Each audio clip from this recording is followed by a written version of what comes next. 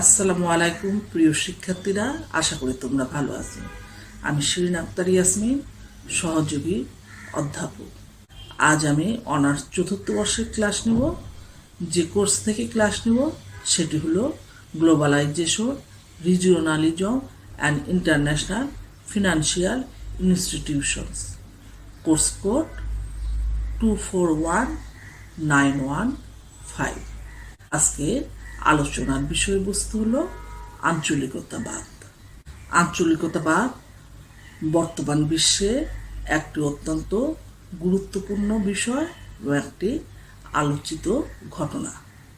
আঞ্চলিকতাবাদকে নির্দিষ্ট করে বলা কঠিন বিষয়, কারণ এটা শুধুমাত্র ভৌগোলিক বিষয়কে অন্তর্ভুক্ত করে না, সাংস্কৃতিক, অর্থনৈতিক, রাজনীতিক এবং সাংগঠনিক বিষয়ও এর অন্তর্ভুক্ত করে। বর্তমানে বিশ্বায়ন এবং আঞ্চলিকতাবাদ দুটোই বৃদ্ধি পাচ্ছে এবং দুটো বিষয়ের মধ্যে সম্পর্ক স্থাপন করা অনেক ক্ষেত্রেই কঠিন। কেউ কেউ মত দেয় যে বিশ্বায়ন প্রক্রিয়া আঞ্চলিকতাবাদের বৃদ্ধিকে সীমাবদ্ধ করছে। তাদের মতে এটি অর্থনৈতিক সমস্যা, বাণিজ্যিক যুদ্ধ এবং পরিবেশগত বিপর্যয়ের জন্য অনেকটাই দায়ী। পামার এবং পার্কিন্স তাদের ইন্টারন্যাশনাল রিলেশনস গ্রন্থে আঞ্চলিকতাবাদ বা আঞ্চলিক সংস্থার উদ্ভব প্রসঙ্গে বলেছেন, the trends toward regionalism and regional arrangements is one of the most interesting development in recent international relations. বিভিন্ন আন্তর্জাতিক রাজনীতি এবং অর্থনীতির প্রেক্ষাপটে আঞ্চলিক সংস্থার ধারণার উদ্ভব হয়েছে। এমনই একটি বাস্তবতায় 1948 সালের 11 জুন যুক্তরাষ্ট্রের সিনেটে গৃহীত একটি রেজুলেশনের মাধ্যমে আঞ্চলিক সংস্থার প্রয়োজনীয়তাকে স্বীকার করে নেওয়া হয়। এই রেজুলেশনে 2 এবং 3 নং ধারায় বলা হয় যে ব্যক্তিগত ও যৌথ নিরাপত্তার জন্য যদি কোনো আঞ্চলিক সংস্থার উদ্ভব হয় তা অবশ্যই জাতিসংঘের মূল সনদের সঙ্গে সঙ্গতিপূর্ণ হতে হবে। জাতিসংঘ সনদের আঞ্চলিক সংস্থায় উদ্ভবের প্রয়োজনীয়তাকে স্বীকার করে নেওয়া হয়েছে এবং সনদের 52 নং ধারায় বলা হয়েছে যে আন্তর্জাতিক শান্তি ও নিরাপত্তার জন্য উপযুক্ত আঞ্চলিক ব্যবস্থা সৃষ্টির ব্যাপারে জাতিসংঘের কোনো আপত্তি নাই, তবে এর কার্যক্রম জাতিসংঘের উদ্দেশ্য ও লক্ষ্যের সঙ্গে সামঞ্জস্যপূর্ণ হতে হবে। একই ধারায় অর্থাৎ 52 নং ধারা 3 নং উপধারায় বলা হয়েছে, সংশ্লিষ্ট রাষ্ট্রসমূহের উদ্যোগে এসব আঞ্চলিক ব্যবস্থা বা সংস্থার মাধ্যমে স্থানীয় বিরোধসমূহের শান্তিপূর্ণ উপায়ে চেষ্টাকে জাতিসংঘ নিরাপত্তা পরিষদ উৎসাহ প্রদান করবে। বিশ্বায়ন আঞ্চলিকতাবাদের ধারণার উদ্ভবের অন্যতম কারণ। যদিও বিশ্বায়নকে আপাতত দৃষ্টিতে আঞ্চলিকতাবাদের প্রতিপক্ষ বলে মনে করা হয়, তবে প্রতিপক্ষ বলে মনে করা হলেও অনেক ক্ষেত্রেই বিশ্বায়ন আঞ্চলিকতাবাদকে উৎসাহিত করে। ক্রমবর্ধমান বৈশ্বিক আত্মনির্ভরশীলতার ফলে বিভিন্ন রাষ্ট্রের মাঝে নানা সমস্যা দেখা দেয়, যা বাণিজ্যিক উদারীকরণকে ব্যাহত করে। এক্ষেত্রে সমমনা রাষ্ট্রসমূহের দ্বারা গঠিত আঞ্চলিক জোট বিশ্ব বাণিজ্য উদারীকরণের এই প্রতিবন্ধকতা সমূহ অপসারণের ক্ষেত্রে গুরুত্বপূর্ণ ভূমিকা পালন করে। সবচেয়ে বড় কথা হলো, আঞ্চলিক জোটের মাধ্যমে রাষ্ট্রগুলো তাদেরকে আরো প্রতিযোগিতামূলক করে তুলতে পারে বা তাদেরকে বৈশ্বিক প্রতিযোগিতার সুবিধাজনক অবস্থায় উন্নীত করে। উদাহরণস্বরূপ বলা যায়, আসিয়ানভুক্ত রাষ্ট্রসমূহ ধীরে ধীরে মুক্ত বাণিজ্য চুক্তির দ্বারা নিজেদের মধ্যে বাণিজ্যিক প্রতিবন্ধকতাগুলো দূর করেছে এবং বিশ্ব বাজারে প্রতিযোগিতা করার জন্য যে ধরনের প্রস্তুতি নেওয়া দরকার তার অনেকটাই তারা নিয়েছে। আঞ্চলিকতাবাদের ধারণা। আঞ্চলিকতাবাদ কোনো নতুন ধারণা নয়। সপ্তদশ শতাব্দী থেকে দ্বিতীয় বিশ্বযুদ্ধ পর্যন্ত কলোনি, রাজ্য এবং রাষ্ট্রগুলোর মধ্যে অনেক আঞ্চলিক সংহতির প্রস্তাব হয়েছিল এবং অনেক সাফল্যজনক চুক্তি রাজনীতি এবং বাণিজ্যিক ইউনিয়নের মধ্যে হয়েছিল। উদাহরণস্বরূপ 1865 সালে ইউরোপ ও আমেরিকার যেমন অস্ট্রিয়া, স্পেন এবং জার্মান কলোনি বাণিজ্যিক ইউনিয়নের প্রস্তাব অন্তর্ভুক্ত করে। 1826 সালে ইংল্যান্ড ও আয়ারল্যান্ডের মধ্যে কাস্টমস ইউনিয়ন প্রতিষ্ঠিত হয়েছিল।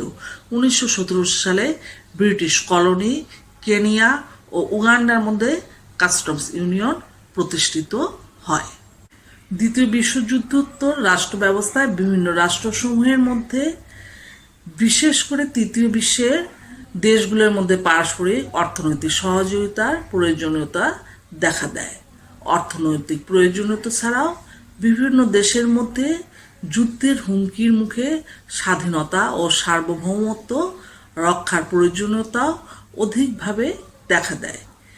এই প্রয়োজনীয়তা থেকেই আঞ্চলিক সংস্থার সৃষ্টি। তাই দ্বিতীয় বিশ্বযুদ্ধের পর থেকে গ্যাট চুক্তির আওতায় রাষ্ট্রসমূহ বহুপাক্ষিক বাণিজ্য উদারীকরণের পক্ষে সমর্থন জানায়। বহুপাক্ষিক বাণিজ্য উদারীকরণের ফলশ্রুতিতেই আঞ্চলিক সংহতি চুক্তি বা আঞ্চলিক অর্থনৈতিক জোট গড়ে ওঠে। যদিও আঞ্চলিক বাণিজ্য বা বহুপাক্ষিক বাণিজ্য দুটি বিপরীত ধারণা বলে মনে করা হয়, আঞ্চলিক অর্থনৈতিক জোটগুলোর ইতিহাস পর্যালোচনা করলে দেখা যায় যে বিশ্বব্যাপী দুটি পর্যায়। প্রথমটি 1950-এর দশকে এবং দ্বিতীয়টি 1980-এর দশক থেকে বর্তমান পর্যন্ত। এই দ্বিতীয় পর্যায়টি অধিক গুরুত্বপূর্ণ, কেননা এ সময় ইউরোপীয় ইউনিয়নের সদস্য সংখ্যা বৃদ্ধি পেয়েছে এবং মার্কিন যুক্তরাষ্ট্র তার দীর্ঘদিনের আঞ্চলিক জোট থেকে দূরে থাকার যে নীতি, সেই নীতি থেকে সরে এসেছে।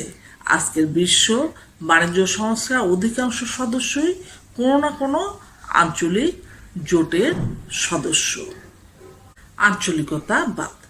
আঞ্চলিকতাবাদ আঞ্চলিক সহযোগিতাকে সংজ্ঞায়িত করা কঠিন, কেননা এর সাথে শুধু রাষ্ট্রসমূহের ভৌগোলিক নৈকট্যই জড়িত নয়, বরং এক ধরনের সাংস্কৃতিক, অর্থনৈতিক ও রাজনৈতিক সাদৃশ্য জড়িত। তবে প্রচলিত অর্থে আঞ্চলিকতাবাদ বলতে কোনো নির্দিষ্ট ভৌগোলিক এলাকার রাষ্ট্রসমূহের মধ্যকার আন্তঃক্রিয়া তথা অর্থনৈতিক ও সাংগঠনিক ঐক্যবদ্ধতাকেই বোঝায়। কাজেই আঞ্চলিক জোট বলতে কোনো নির্দিষ্ট অঞ্চলের রাষ্ট্রসমূহের মধ্যকার চুক্তিবদ্ধ জোটকেই বোঝায়, অর্থাৎ বিশ্বের কোনো একটি অঞ্চলের দেশসমূহের মধ্যকার অর্থনৈতিক, বাণিজ্যিক, প্রতিরক্ষামূলক বা সার্বিকভাবে কল্যাণমূলক উদ্দেশ্যের ভিত্তিতে আঞ্চলিকভাবে গড়ে ওঠা সহযোগিতাকে আঞ্চলিকতাবাদ বলে অভিহিত করা যায়। এরূপ সহযোগিতা সাধারণত কোনো সংগঠনের মাধ্যমে হতে পারে অথবা রাষ্ট্রীয় পর্যায়েও হতে পারে। আঞ্চলিকতাবাদের সংজ্ঞা দিতে যেয়ে বিভিন্ন তাত্ত্বিক বিভিন্নভাবে সংজ্ঞা প্রদান করেন। জোসেফ নাই বলেন, আঞ্চলিকতাবাদ হচ্ছে যখন আন্তর্জাতিক পর্যায়ে অনেকগুলো রাষ্ট্র একত্রিত হয়ে পারস্পরিক নির্ভরশীলতার ভিত্তিতে যা একই অঞ্চলের রাষ্ট্রগুলোর একটি গ্রুপ বা সংগঠন তৈরি করতে উৎসাহিত করে।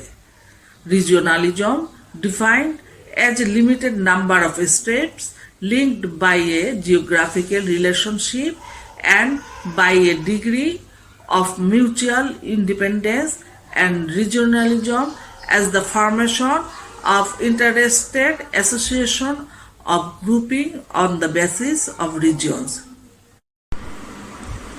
উইলফ্রেড জে ইথার মনে করেন, আঞ্চলিকতাবাদ বলতে সাধারণ পরিচিতি ও উদ্দেশ্যকে বোঝায়, যে সাধারণ পরিচিতি ও উদ্দেশ্য সমন্বিতভাবে প্রাতিষ্ঠানিক অবয়বে বাস্তবায়িত হয়।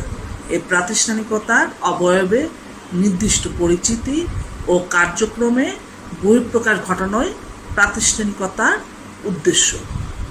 মূলত আঞ্চলিক সহযোগিতা বা আঞ্চলিকতাবাদ হচ্ছে বিশ্বের কোনো একটি অঞ্চলে দেশসমূহের মধ্যে অর্থনৈতিক, বাণিজ্যিক, প্রতিরক্ষামূলক বা সার্বিক সাধারণ স্বার্থের ভিত্তিতে গড়ে ওঠা সহযোগিতাকেই বলে আঞ্চলিক সহযোগিতা।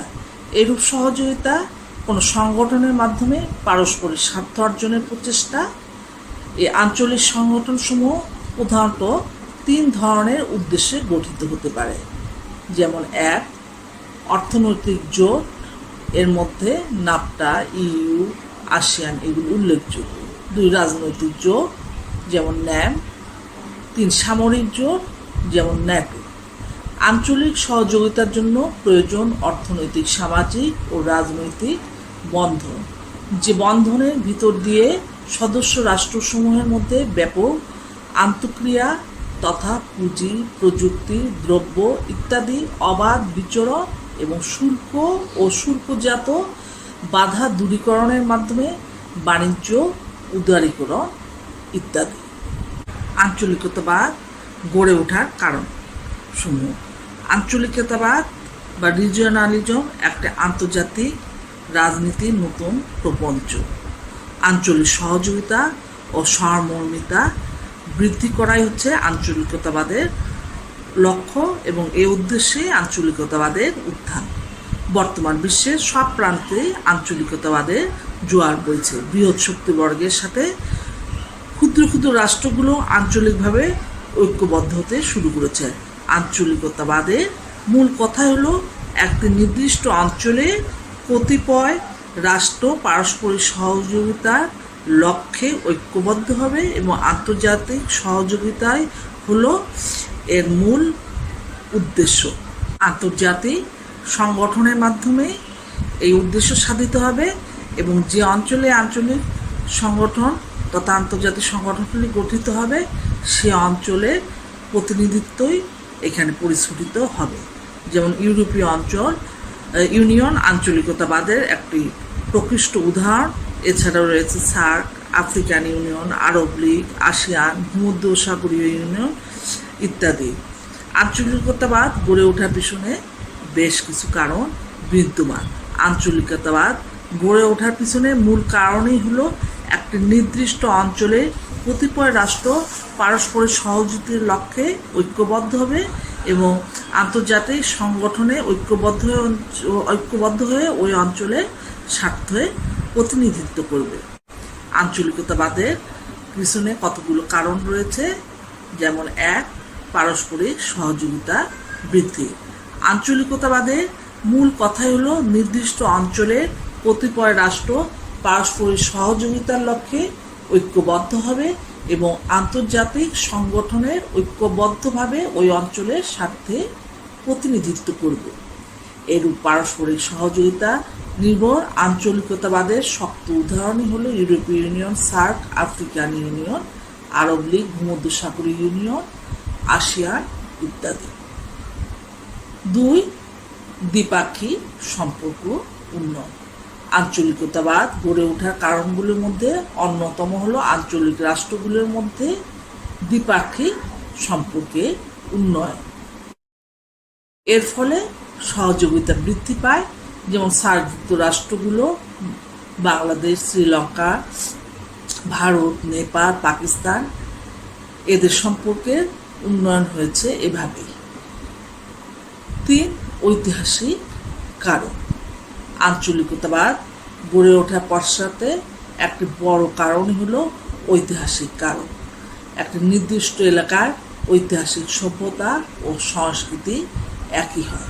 নির্দিষ্ট অঞ্চলে জনগণের মধ্যে আঞ্চলিকতাবাদের অনুভূতি, সভ্যতা ও সংস্কৃতির মিলন ছাড়া সম্ভব নয়। অন্য অঞ্চলের সংস্কৃতির সাথে আঞ্চলিকতাবাদ গড়ে ওঠা অসম্ভব। 4, ভৌগোলিক স্বার্থ রক্ষা। আঞ্চলিকতাবাদ গড়ে ওঠার অন্যতম কারণই হলো ভৌগোলিক স্বার্থ। নির্দিষ্ট অঞ্চলে ভৌগোলিক সীমারেখায় যাতে করে অন্য কোনো অঞ্চলের স্বার্থ সম্বলিত বস্তু এই ভৌগোলিক অঞ্চলের স্বার্থ ছাড়া প্রবেশ করতে না পারে তা ঠেকানো আঞ্চলিকতাবাদ গড়ে ওঠার অন্যতম কারণ। 5, অর্থনৈতিক সমৃদ্ধি।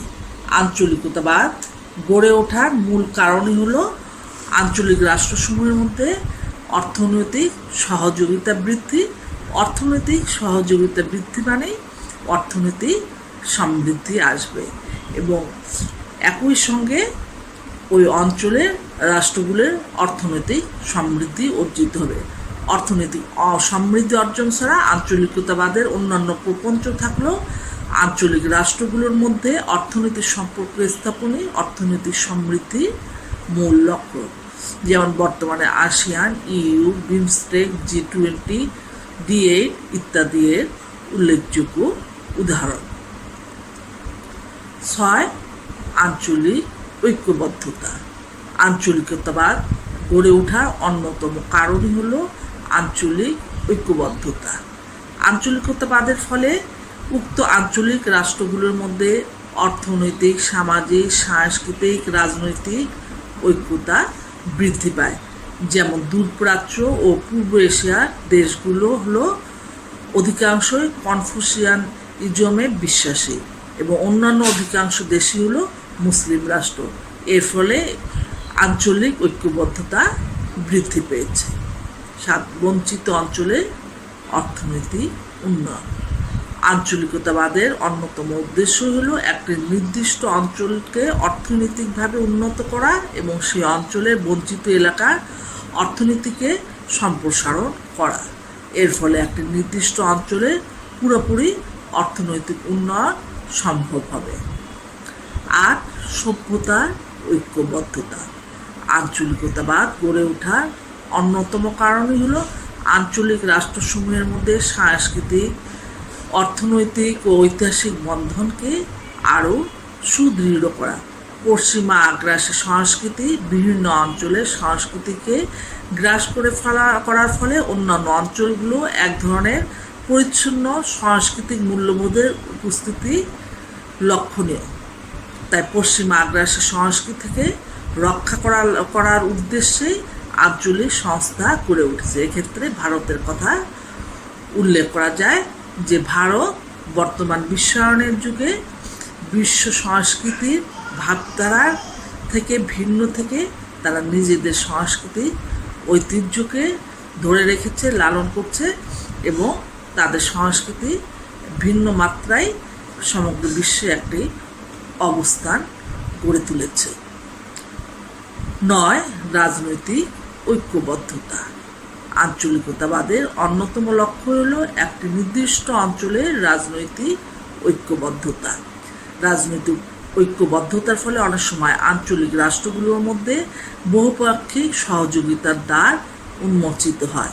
যেমন ইউরোপীয় ইউনিয়নভুক্ত দেশগুলো গণতান্ত্রিক হয়, তাদের মধ্যে অন্যরকম একটি বহুপাক্ষিক সহযোগিতার সম্ভাবনা সৃষ্টি হয়েছে, কারণ গণতান্ত্রিক দেশগুলো জনগণের মতামতকে মূল্যায়ন করা হয়, ফলে তাদের চিন্তা, ধ্যান ধারণা একই ধরনের। কিন্তু দেখা যাচ্ছে যে এশিয়ায় সেই ঐক্যবদ্ধতা অতটা সম্ভব নয়, কারণ দেখা যাচ্ছে এশিয়ার কোনো কোনো দেশে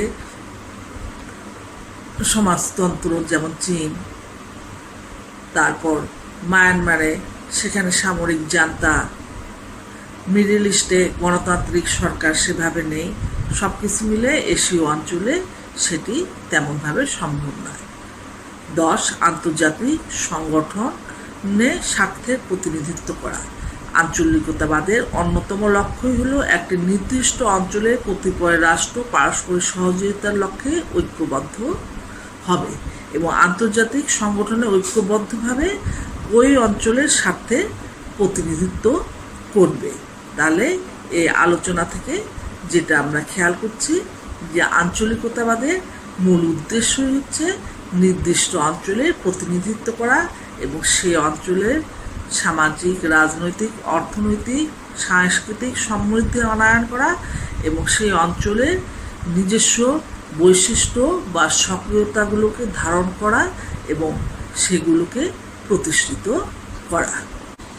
আঞ্চলিকতাবাদের পথে বাধাসমূহ।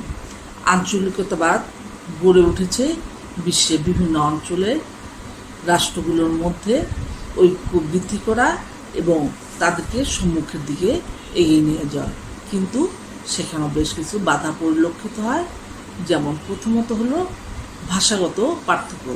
বিশ্বের বিভিন্ন দেশসমূহের মধ্যে ভাষাগত পার্থক্য ও বিশ্বের বিভিন্ন অঞ্চলের ঐক্য ও সংহতির মধ্যে একটা বিরাট বাধা।